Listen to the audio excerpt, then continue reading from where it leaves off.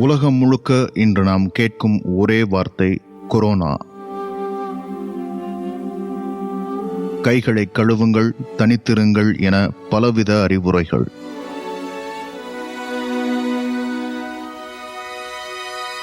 அன்றாட வாழ்வு முடக்கத்துக்கு உள்ளாகி இருக்கிறது.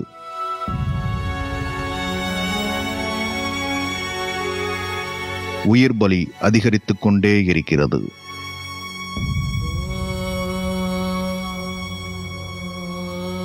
மொத்த நாடும் முடக்கப்படுகிறது. வீட்டிலிருந்து வேலை பார்க்க மக்கள் அறிவுறுத்தப்படுகின்றனர். இந்த வருட துவக்கத்தில் உலகுக்கு பரவத் தொடங்கி நம் அனைவரும் உச்சரிக்கும் வார்த்தையாக இன்று கொரோனா மாறிவிட்டது. வீடுமின்றி வேலையுமின்றி இருக்கும் மக்கள் சாலைகளில் இறங்கி நடக்கிறார்கள். கண்முன்னே நாட்டின் பெரும்பகுதி நாதியற்று நடந்து செல்வதை பார்க்கிறோம்.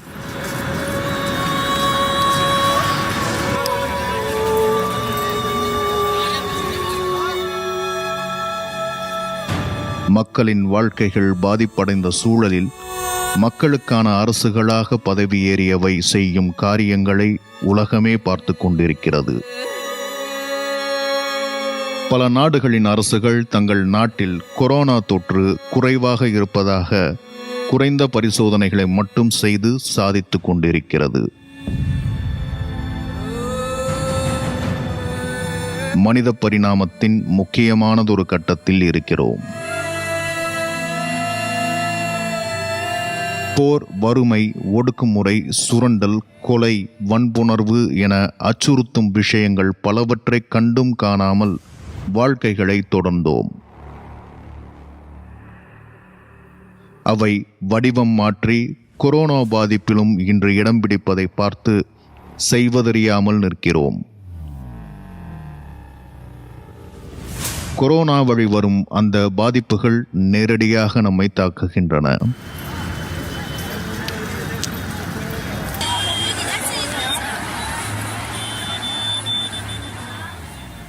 மரபணுவை மட்டும் கொண்டுள்ள கொரோனா வைரசுக்கு குறிப்பிட்ட நாட்டின் அடையாளம் கொடுக்கப்படுகிறது.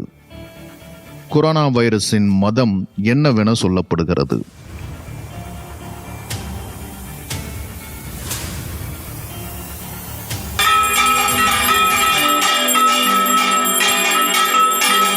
தேசப்பற்று என்கிற பெயரில் கொரோனாவை எதிர்க்க பல பைத்தியக்காரத்தனங்கள் முன்னெடுக்கப்படுகின்றன.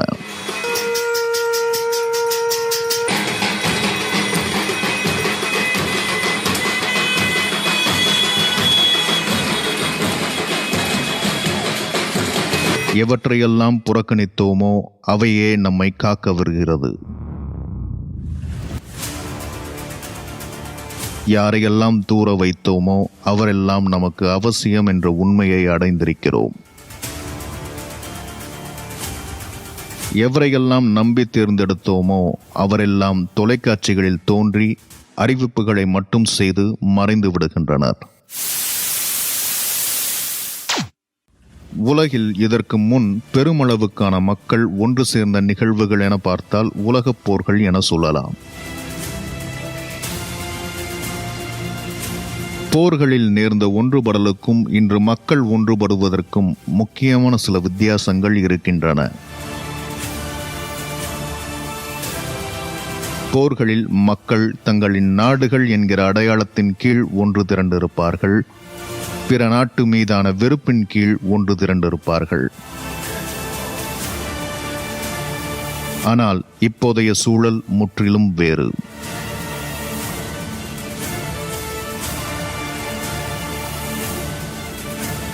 முதலாக மக்கள் உயிர் அச்சத்தாலும் பிறர் மீதான அக்கறையினாலும் ஒன்றிணைந்திருக்கிறார்கள். உலகத்தை கொரோனா தலைகீழாக்கி கொண்டிருக்கிறது.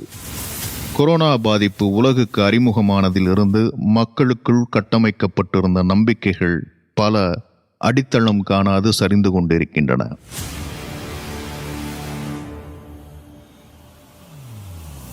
கொரோனா முதலாக அப்படி தலைகீழாக்கியது எதை தெரியுமா?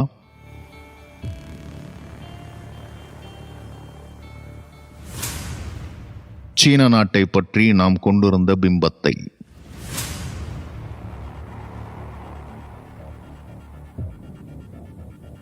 சீனாவை பற்றி நாம் என்ன நினைத்து கொண்டிருந்தோம் அல்லது என்ன சொல்லித் தரப்பட்டிருக்கிறது?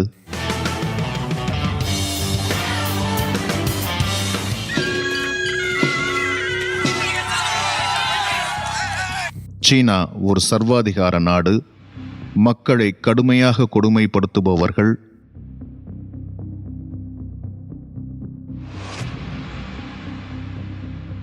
எந்த உரிமையையும் மக்களுக்கு கொடுக்காத அரசை கொண்ட நாடு.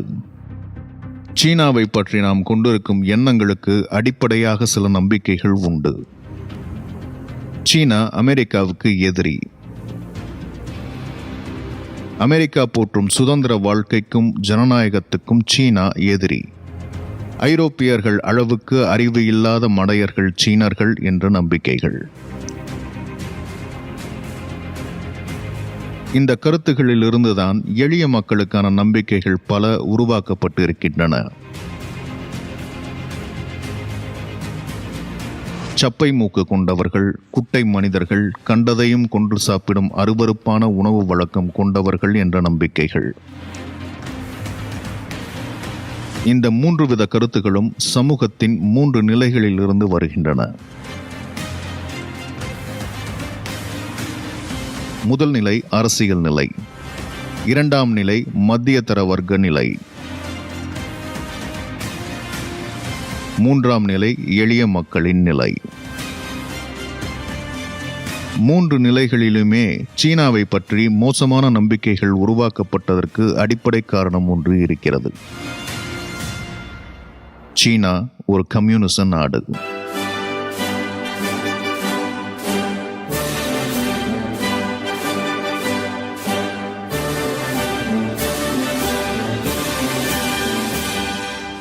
கம்யூனிசம் அமெரிக்காவுக்கு பிடிக்காத சித்தாந்தம். எல்லாமும் எல்லாருக்கும் என போதிக்கும் சித்தாந்தம்.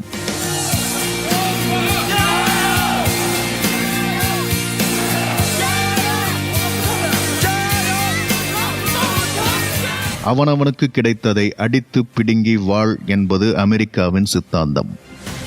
உலகம் முழுக்க இருக்கும் மக்களிடமிருந்து அடித்து பிடுங்கி வாழும் அமெரிக்காவின் வல்லரசு வாழ்க்கைக்கு சீனா கொண்டிருக்கும் கம்யூனிச சித்தாந்தம் நிச்சயமாக எதிரிதான். அமெரிக்க வாழ்க்கையை போதித்து அமெரிக்க பொருளாதாரத்தை பின்பற்றும் அரசுகளும் அதன் மக்களும் சீனாவை எதிர்க்கும் வரைதான் அமெரிக்காவால் வல்லரசாக நீடிக்க முடியும். ஆதலால் சீனாவை பற்றிய அவதூறுகளும் மோசமான நம்பிக்கைகளும் மக்கள் மத்தியில் நிலவ வேண்டிய அவசியம் அமெரிக்காவுக்கு உண்டு. உதாரணத்துக்கு இந்த காணொளியை பாருங்கள். Why do you keep calling this the Chinese virus? There are reports of dozens of incidents of bias against Chinese Americans in this country. Your own aide, Secretary Azar, says he does not use this term. He says ethnicity does not cause the virus. Why do you keep using this? அமெரிக்காவின் அதிபர் Donald Trump கொரோனாவை சீன virus என சொல்லி குறிப்பிடுகிறார். A lot of people say it's racist. It's not racist at all, no, not at all. It comes from China. ஒரு நாட்டின் பெயரை வைரஸுக்கு வைத்து கூப்பிடுவது சரியா என ஒரு பத்திரிகையாளர் கேள்வி கேட்க டொனால்ட் ட்ரம்ப் தான் கூறிய பதிலில் உறுதியாக நிற்கிறார். It comes from China. It's not racist at all, no, not at all. It comes from China. Donald Trump வார்த்தையை கேள்வி கேட்கும் பத்திரிகையாளர் அமெரிக்காவிலேயே இருக்கிறார். ஆனால் அமெரிக்க அதிபரின் வார்த்தையை பிரதிபலிக்கும் செய்திகள் உலகெங்கும் இன்று தொடர்ந்து வந்து கொண்டிருக்கின்றன.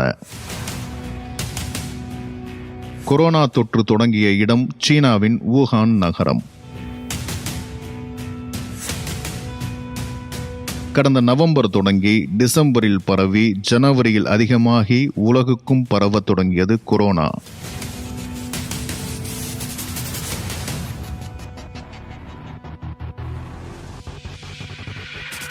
ஜனவரி மாதத்திலேயே கொரோனா பற்றிய முழுமையான ஆராய்ச்சியை நடத்தி வைரஸின் மரபணுவை கண்டுபிடித்தது சீனா. அதை தன்னோடு மட்டுமென வைத்துக் கொள்ளாமல் உலகுக்கு தெரிய பிரசுரித்தது.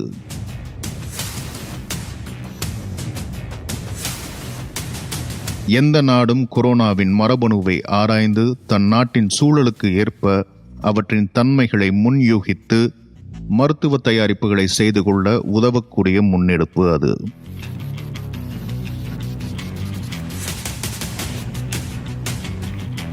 ஆனாலும் எந்த நாடும் பொருட்படுத்தவில்லை. உலக சுகாதார நிறுவனம் மட்டும் உலக நாடுகள் எல்லாவற்றையும் கொரோனா பாதிப்புக்கு தயாராக அறிவுறுத்திக் கொண்டே இருந்தது. அமெரிக்கா கூட பொருட்படுத்தவில்லை.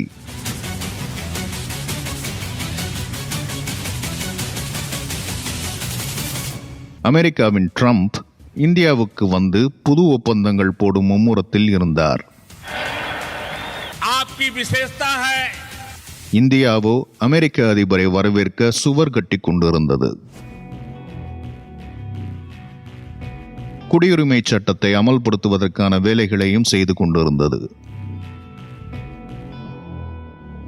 இந்தியா, அமெரிக்கா, இத்தாலி, ஜெர்மனி என உலக நாடுகள் பெரும்பான்மையானவை பெரும் அலட்சியத்தில் இருந்தன.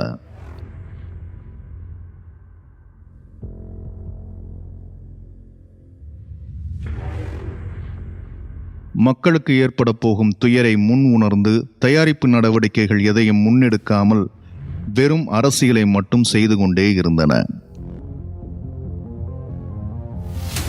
அவை எல்லாமும் குறை கூறிக் கொண்டிருந்த கம்யூனிச சீனா மக்களுக்கான வேலைகளை செய்து கொண்டிருந்தது.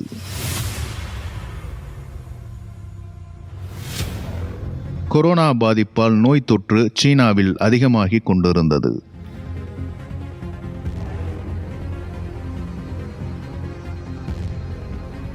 பலி எண்ணிக்கையும் அதிகமாகிக் கொண்டிருந்தது. உலக நாடுகள் எல்லாமும் ஏளனம் மட்டும் பேசிக் கொண்டிருந்தன. அமெரிக்க ட்ரம்பை போல் சீனா வைரஸ் என்றும் கண்டதை சாப்பிடும் சீனாக்காரன் எனவும் நாமும் நக்கலடித்துக் கொண்டிருந்தோம்.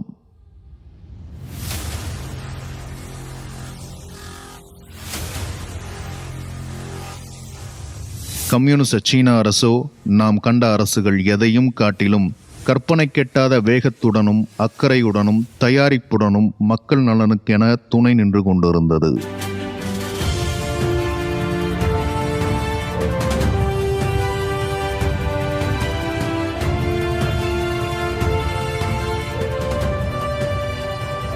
அமெரிக்கா முதலிய உலக நாடுகள் சீனாவை பற்றியும் கம்யூனிசத்தை பற்றியும் பரப்பும் பொய் பிரச்சாரத்தை எதிர்த்து உலக மக்களும் உலக ஊடகங்களும் தங்களை மறந்து வியந்து சீனாவை பார்க்கும் சமயம் வந்தது.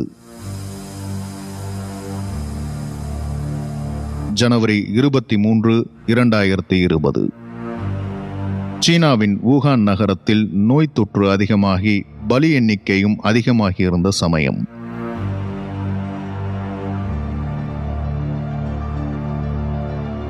ஒரு நொடி கூட தாமதிக்கவே இல்லை சீனா. அதே நகரத்தில் உடனே உதவுவதற்கு என மருத்துவமனை கட்ட தீர்மானித்தது.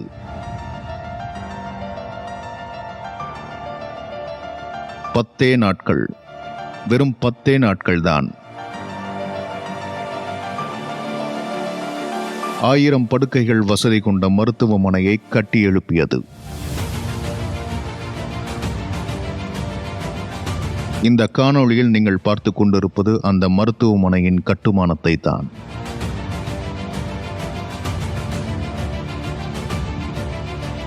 இது ஒன்று மட்டுமல்ல, இன்னொரு மருத்துவமனையும் கட்டப்பட்டது.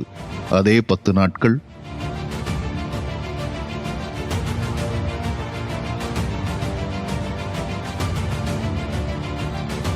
ஆயிரத்து 600 படுக்கைகள் கொண்ட மருத்துவமனை கட்டி முடிக்கப்பட்டது.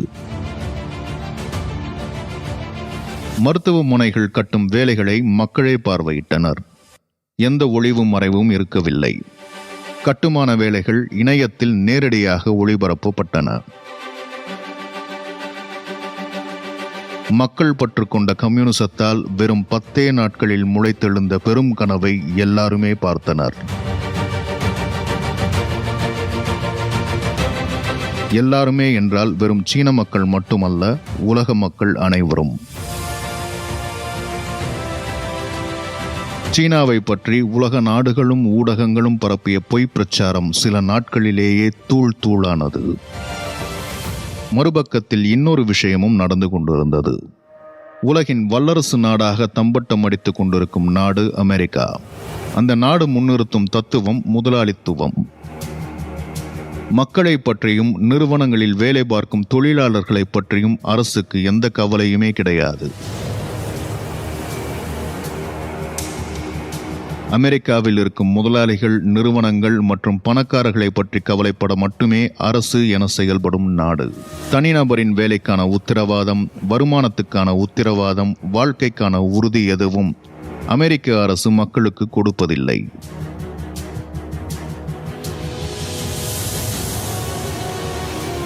முதலாளிகளின் பணத்துக்கும் நிறுவனங்களின் முதலீடுக்கும் மட்டுமே உறுதிகளை அளிக்கும். நிறுவனங்களுக்கும் முதலாளிகளுக்கும் உழைத்து கொட்ட வேண்டும் என்பதால் போனால் போகிறது என மக்களுக்கு சில சலுகைகள் மட்டும் அங்கே உண்டு.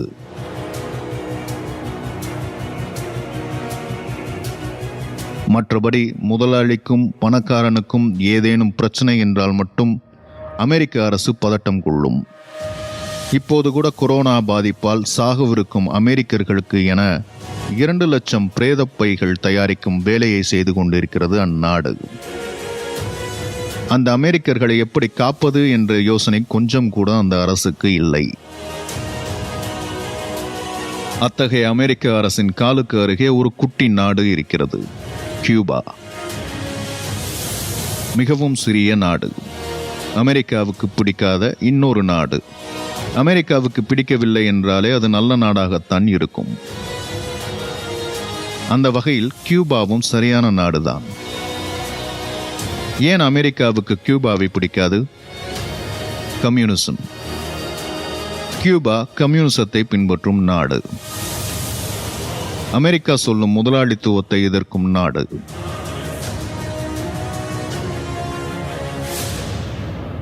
முதலாளித்துவத்தை எதிர்க்கும் கம்யூனிச நாட்டில் என்ன மாதிரியான வாழ்க்கை இருக்கிறது என தெரியுமா? உதாரணமாக ஒன்று.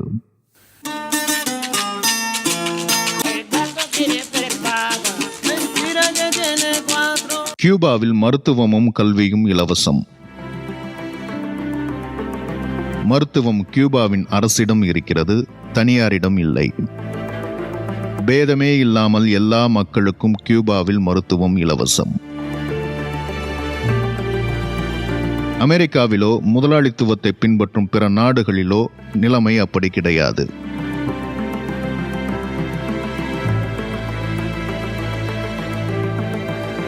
மருத்துவம் என்றாலே பெரும் செலவு என்கிற சூழல்தான் முதலாளித்துவ நாடுகள் அனைத்திலும்.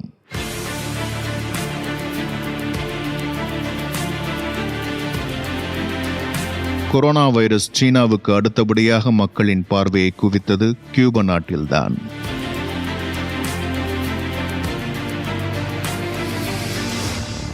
கொரோனா சீனா தொடங்கி உலக நாடுகளுக்கு பரவ ஆரம்பித்ததும் கியூபா தன் நாட்டின் மருத்துவர்களை உலக நாடுகள் அனைத்துக்கும் அனுப்பியது.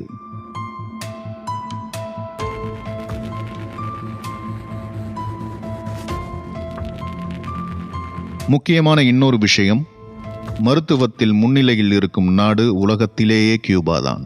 ஏற்கனவே பல ஆப்பிரிக்க, லத்தீன் அமெரிக்க ஏழை நாடுகளில் இலவசமாக 29,000 கியூப மருத்துவ பணியாளர்கள் வேலை பார்த்து கொண்டிருக்கிறார்கள். கொரோனா பாதிப்பு ஏற்பட்டிருக்கும் இந்நிலையில் எந்த பிரதிபலனும் கேட்காமல் இத்தாலி உள்ளிட்ட எல்லா நாடுகளுக்கும் எந்த பணமுமின்றி இலவசமாக மருத்துவ உதவி செய்யவென 593 மருத்துவர்கள் கொண்ட குழுவை கியூபா அனுப்பி வைத்திருக்கிறது. கியூபா மருத்துவர்கள் உலக நாடுகள் அனைத்துக்கும் இன்று சென்று உதவி கொண்டிருக்கிறார்கள்.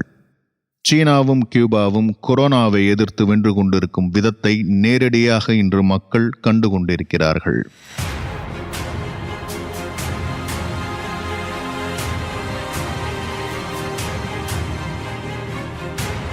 பிற அரசுகளை காட்டிலும் கம்யூனிச அரசுகள் எந்த அளவுக்கு மக்களுக்கான அரசுகளாக இருக்கின்றன என்பதை உலக மக்கள் பார்த்து கொண்டிருக்கின்றனர்.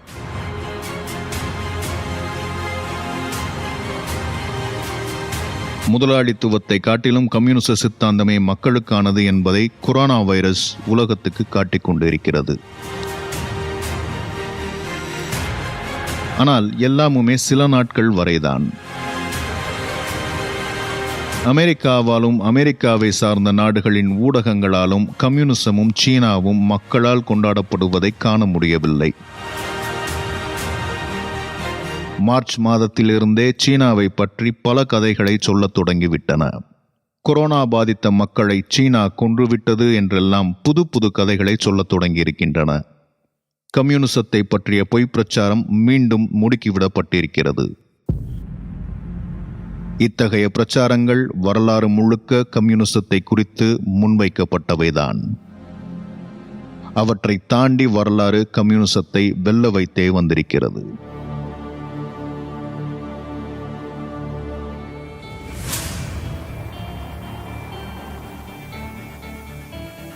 சில நாட்களுக்கு முன் வரை கூட பார்த்திருக்கலாம். இப்படி ஒரு செய்தி சீனாவை பற்றி வந்தது.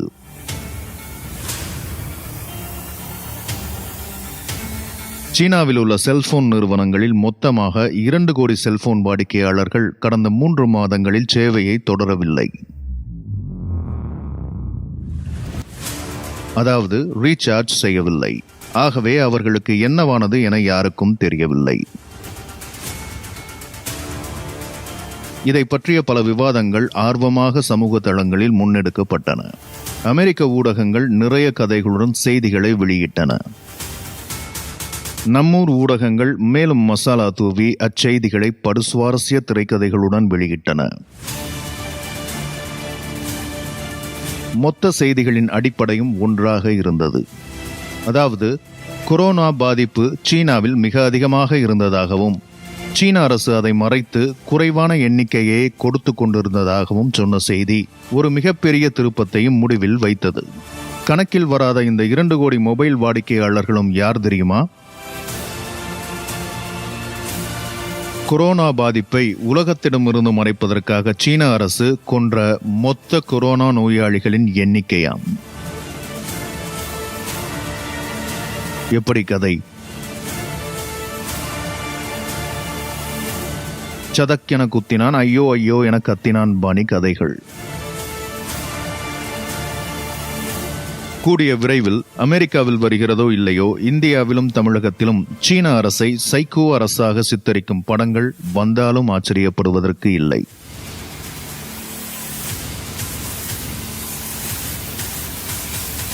உண்மையில் 2 கோடி மக்கள் என்னதான் ஆனார்கள் சீனாவில்?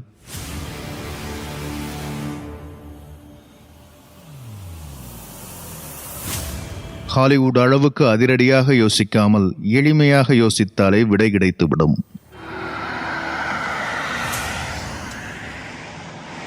லாக்டவுன் அறிவிக்கப்பட்ட காலத்தில் வீட்டில் இருந்து பணிபுரியும் காரணத்தாலும் இடம்பெயர்ந்து வேலை பார்க்கும் தொழிலாளர்களுக்கு இடம்பெயர வேண்டிய காரணம் இல்லாததாலும் மொபைல் சேவையை தொடரவில்லை. அவ்வளவுதான். சைனா மொபைல் லிமிடெட் நிறுவனமே காரணமாக இதைத்தான் சொல்லியிருக்கிறது.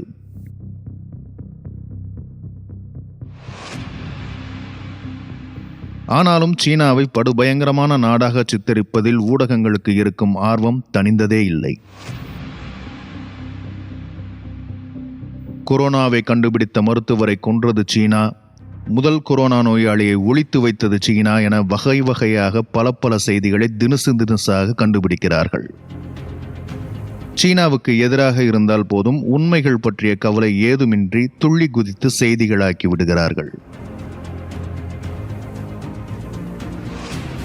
சீனா மீது அப்படி என்ன கோபம்?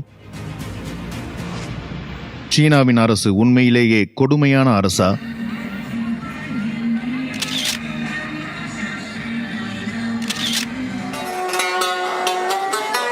இரண்டு கேள்விகளுக்குமான பதிலை நேரடியாக கூறிவிட முடியும். எனினும் நடந்த விஷயங்களை தெரிந்து கொண்டால் பதில் ஆழமாக மனதில் பதியும். இவரின் பெயர் பியூஷ் சர்மா. இந்தியாவைச் சேர்ந்தவர். சீனாவில் வேலை பார்ப்பவர். மருத்துவர். கொரோனா பாதிப்பு சீனாவை தாக்கிய போது மருத்துவமனையில் இருந்தார். வசந்தகால விடுமுறைக்கு இந்தியா செல்ல தயாராகி கொண்டிருந்த ஜனவரி மாத இறுதியில் இவர் இருந்த பகுதியில் கொரோனா தொற்று பரவ ஆரம்பித்திருக்கிறது.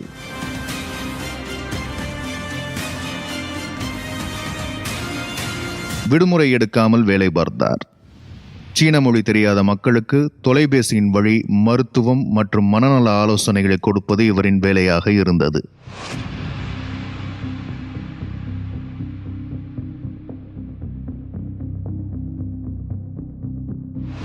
நமக்கெல்லாம் கொரோனா என்றால் என்னவென தெரியும்.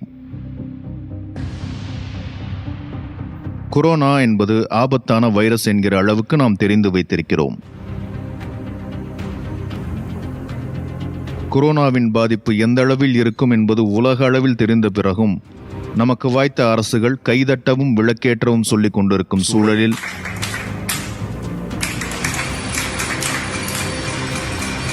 முதலாக கொரோனாவை எதிர்கொண்ட சீன அரசு என்ன செய்தது? விளக்குகள் ஏற்றி கொரோனாவை விரட்டும் தேசத்தை சேர்ந்த மருத்துவர் சீனா கொரோனா கையாண்ட விதத்தை நேரடியாக கண்டு விளக்குகிறார். மனித வளத்தை பொறுத்தவரை குறையே கிடையாது. போர்க்களத்தில் வேலை பார்த்த மாதிரி எல்லாரும் வேலை பார்த்தாங்க. எதை பத்தியும் கவலைப்படலாம். இந்தியாவிலிருந்து ரொம்பவே வித்தியாசமானது இங்க இருக்கிற சூழல். இந்தியாவில் நாசிக், புனே, ராஜஸ்தான் என வெவ்வேறு இடங்களில் கொரோனா பரவும் இடங்கள் இருக்கலாம். ஆனா இங்க வேற விதம். இங்க ஒரே இடத்துல தான் வந்தது. ஹூபே மாகாணத்தின் ஊகான் நகரம். நாட்டோட மொத்த வளங்களும் உதவிகளும் ஹூபே மாகாணத்துக்கு செலுத்தப்பட்டது. இந்தியாவில் பல முனைகளில் இருந்து போர் தொடுப்பதற்கு இது சமம். நம்ம எல்லாருக்கும் முன்னாடி ஒரு அற்புதமான உதாரணம் இருக்கு. சீனா கொரோனாவை கட்டுப்படுத்திய விதத்தை அப்படியே காப்பி அடிச்சா கூட போதும். ஜனவரி 22ஆம் தேதியிலிருந்து நிலைமை படுமோசமாச்சு.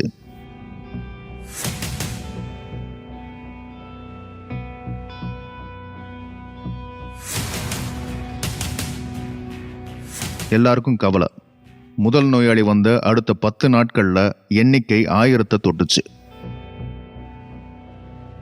சீனாவை பத்திய நல்ல விஷயம் என்னன்னா, சிக்கலான சூழல் வரவிருக்கு அப்படின்னு தெரிஞ்ச உடனே ரொம்ப அழகா அவங்க சூழ்நிலையை கையாண்டாங்க.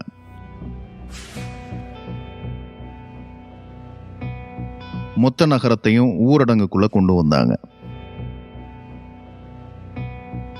மக்கள் வெளியே வர்றதை தடுக்கிறதுக்கு நல்ல சமூக குழுக்கள் அவங்க கிட்ட இருந்தது.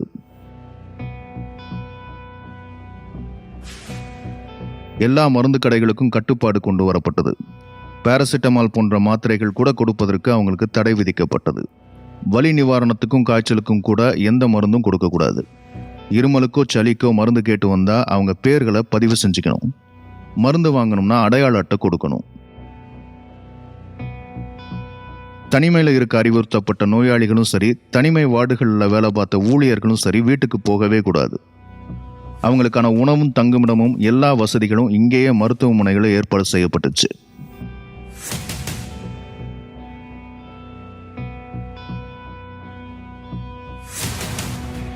இங்க அறைகளை சுத்தம் செய்யறவரை தொடங்கி வாசல் காப்பவர் வரைக்கும் எல்லாருமே மருத்துவமனையில தான் தங்கணும்.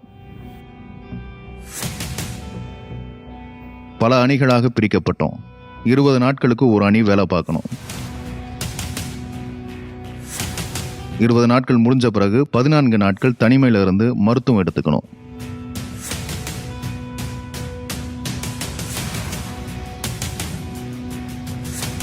டிசம்பர் இறுதியிலேயே கொரோனா வைரஸை சீனா கண்டுபிடித்து விட்டது. உலகத்துக்கும் வைரஸால் பாதிப்பு ஏற்படும் என்பதால் உலக சுகாதார நிறுவனத்துக்கும் உடனே தகவலை தெரிவித்தது.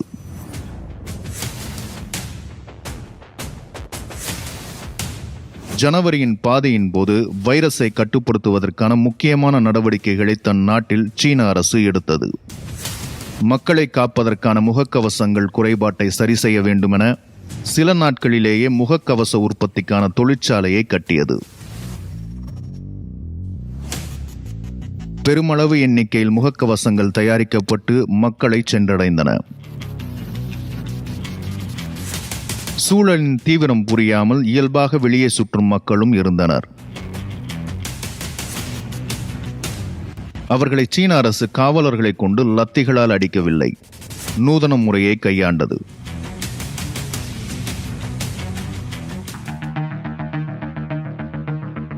ட்ரோன் எனப்படும் பறக்கும் இயந்திரத்தை கொண்டு மக்கள் நடமாட்டத்தை கண்காணித்து முகக்கவசங்கள் அணியாதவர்களை அணியும்படி அறிவித்தது.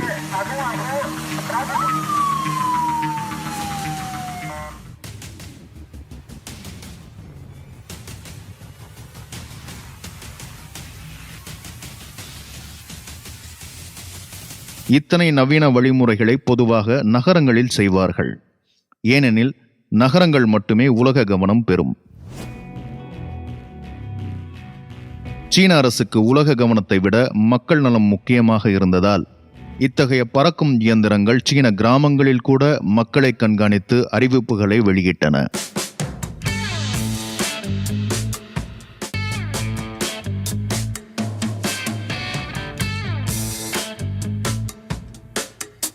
别笑了，赶紧骑你的3轮车回家，对吧？没事别往出跑，你看口罩也不戴，你还看啥？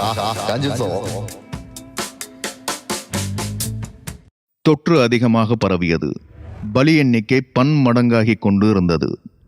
ஜனவரி 23ஆம் தேதி சீன அரசு ஊரடங்கு உத்தரவிட்டது. வுகான் நகரத்திலிருந்து வெளியேறவும் நகரத்துக்குள் வரவும் தடை விதிக்கப்பட்டது.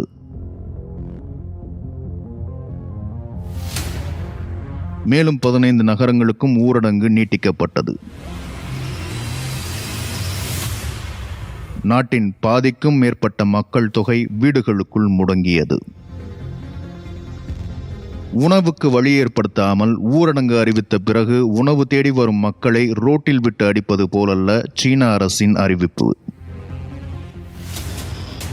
மக்களுக்கு தேவையான உணவுக்கான வழிமுறைகளை செய்த பிறகே ஊரடங்கு அறிவிப்பு வெளியானது. உணவுகளுக்கான போக்குவரத்தை வடிவமைத்து வைத்திருந்தது சீன அரசு. காவல்துறையெல்லாம் இல்லாமல் சமூக குழுக்களை சீன அரசு ஒருங்கிணைத்தது. மக்களுக்கான உணவுகளை வீடுகளுக்கே கொண்டு சேர்க்கும் வழிமுறைகளை மேற்கொண்டது. மேலும் வீட்டிலிருந்து மக்கள் விரும்பும் உணவை ஆர்டர் செய்து பெறும் வாய்ப்பையும் அனுமதித்தது. வெவ்வேறு வாகனங்களிலும் தன்னார்வலர்களின் உதவியையும் கொண்டு மக்களுக்கான உணவை வீடு கொண்டு சேர்த்தது சீன அரசு. பிற நோய்களுக்கான மருந்துகளும் சீன மக்களின் வீடு தேடி அடைந்தன.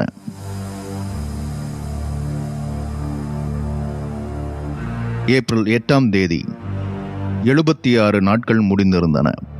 ஊரடங்கு உத்தரவை சீன அரசு விலக்கிக் கொண்டது.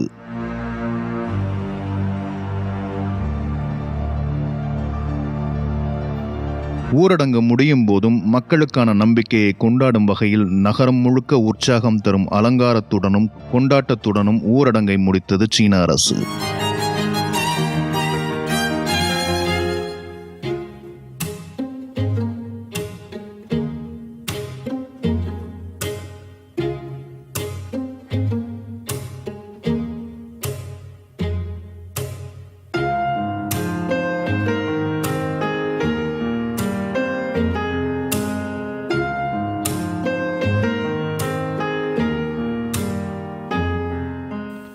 ஏன் இந்த கொண்டாட்டம்? நம்மூர் விளக்கு ஏற்றல், கைதட்டுதல் போன்றவைதானே இவையும் என கேட்கலாம். முக்கியமான வித்தியாசம் ஒன்றும் காரணம் ஒன்றும் இருக்கிறது. கொண்டாட்டத்துக்கான காரணம் இதுதான். கடந்த மாதத்திலேயே, அதாவது மார்ச் 18ஆம் தேதியே வுகான் நகரத்தில் கொரோனா தொற்றிய புது நோயாளிகள் இல்லை என்கிற கட்டத்தை வெற்றிகரமாக கொண்டு வந்தது சீன அரசு.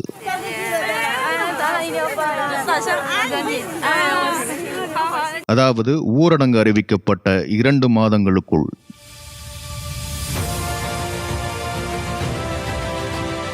கொண்டாட்டம் கொண்டு வந்த வித்தியாசம் இதுதான்.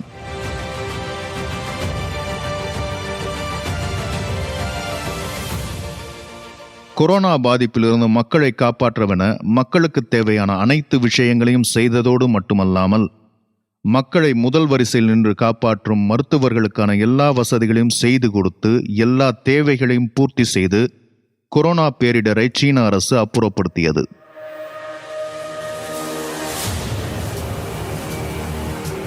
மருத்துவர்களுக்கு பாதுகாப்பு உபகரணங்கள் எதையும் கொடுக்காமல் வெறும் ரெயின்கோட்டை மட்டும் மாட்டிவிட்டு வேலை பார்க்க நிர்பந்தித்தும் திடுதிப்பென லாக்டவுன் அறிவித்து மக்களை அதிரிப்பதிரியாக தெருவில் ஓட வைத்து அலைக்கழிப்பிலேயே பலரின் உயிர் போகச் செய்துவிட்டு திரையில் தோன்றி கைதட்டவோ விளக்கேற்றவோ சீன அதிபர் சொல்லவில்லை.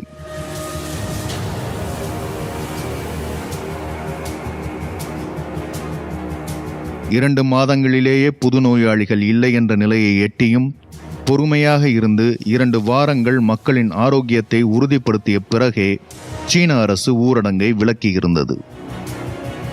ஓர் அரசு தன் மக்களை காப்பாற்றுவதெல்லாம் என்ன பெரிய சாதனையா?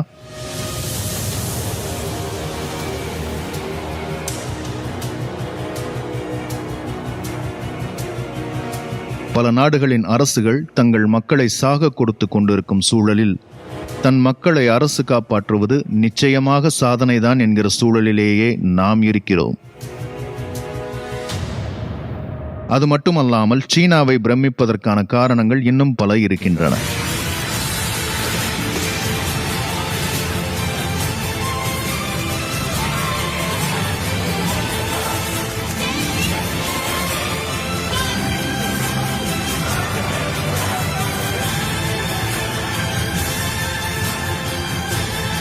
சொந்த மக்களை காப்பாற்றுவதையும் தாண்டி உலக மக்களுக்கான நலனையும் சீன அரசு பேணும் கட்டத்துக்கு நகர்ந்தது.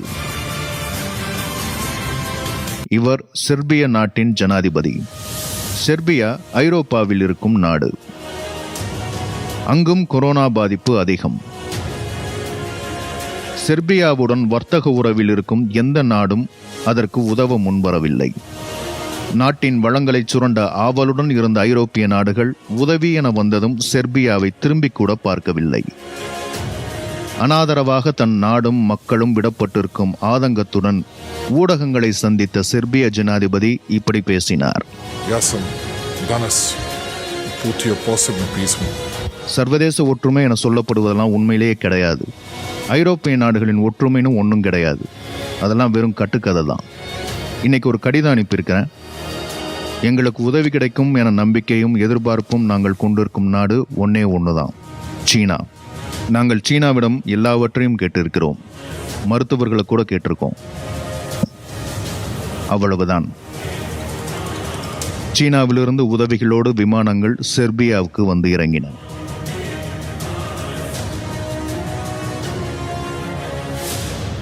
செர்பியா மட்டுமென இல்லாமல் ஆப்பிரிக்க நாடுகள், Cambodia, Iraq, Iran, Philippines, Spain, ஐரோப்பிய நாடுகள் என தொடர்ந்து பல நாடுகளுக்கு சீனாவின் உபகரணங்களில் தொடங்கி மருத்துவ உதவி வரை பறந்து கொண்டிருக்கின்றன.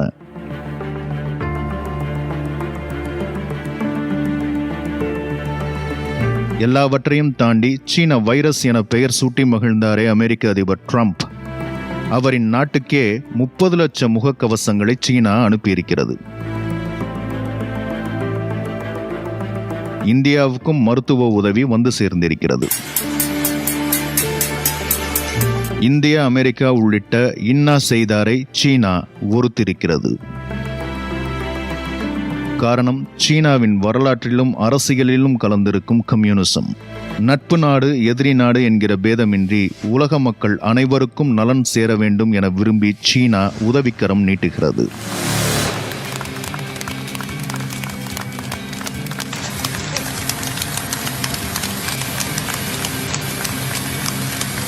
மனித உழைப்பில் விளையும் எல்லாமும் எல்லாருக்கும் என்பதே கம்யூனிச சித்தாந்தம். பின் ஏன் கம்யூனிசத்தை மக்கள் ஏற்றுக்கொள்ள மறுக்கிறார்கள்? கம்யூனிசத்தை ஏற்க மறுப்பது மக்கள் அல்ல, மக்களை ஏமாற்றி சுரண்டிக் கொண்டிருக்கும் அரசுகளின் பொய்களும் கட்டுக்கதைகளும் தான். கொரோனா வைரஸ் உலக மக்களை இன்று தட்டி எழுப்பிக் கொண்டிருக்கிறது.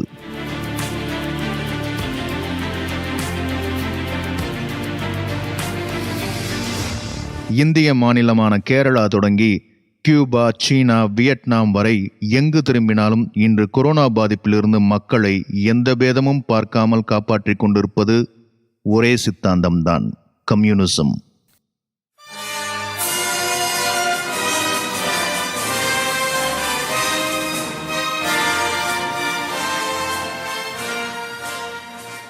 சீன நாட்டிலிருந்து இத்தாலிக்கு அனுப்பப்பட்ட மருத்துவ உதவிகளில் இப்படி ஒரு வாசகம் ஒட்டப்பட்டு இருந்தது.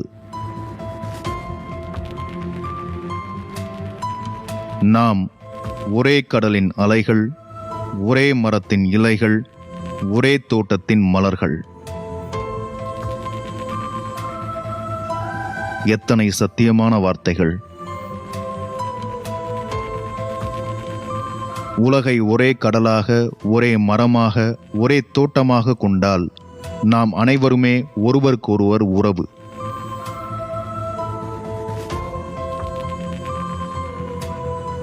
எவராலும் எவரும் இல்லை, எவர் இன்றியும் எவரும் இல்லை. இன்றைய உலகம் மக்களின் விருப்பத்துக்கு ஏற்ப இடதை நோக்கி திரும்பிக் கொண்டிருக்கிறது.